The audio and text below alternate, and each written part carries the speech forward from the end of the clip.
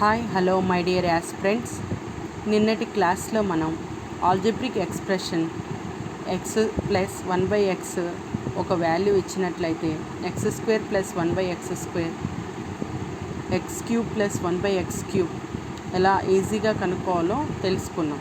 అయితే ఇవాళ చూడండి, x⁷ + 1/x⁷ = 4 అని ఇచ్చినట్లయితే x⁻21 + 1/x⁻21 ఎంత అని కనుక్కోవడం.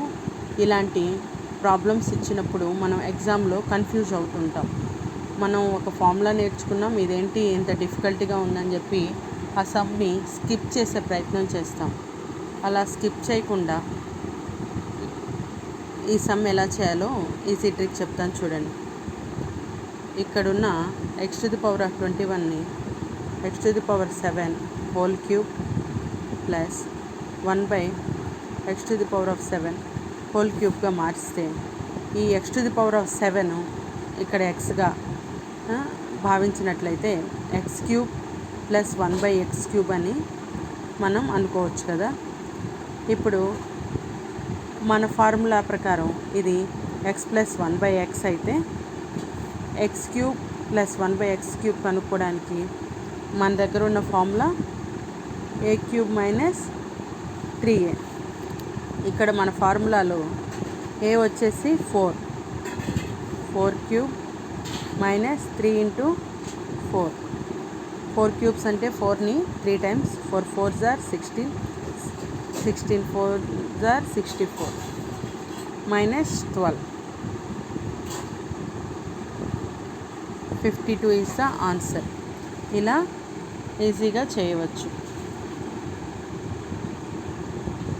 x⁵ + 1/x⁵ = 5 అని ఇచ్చి x⁻, క్యూబ్లో తీసుకుని 5 5s are 25, 125 + 1/x⁻125 ఇలా అడిగినా కూడా ఇదే ప్రొసీజర్లో మనం చేయవచ్చు. 5³ - 3 × 5, 125 - 50 ఇలా ఈజీగా చేయవచ్చు.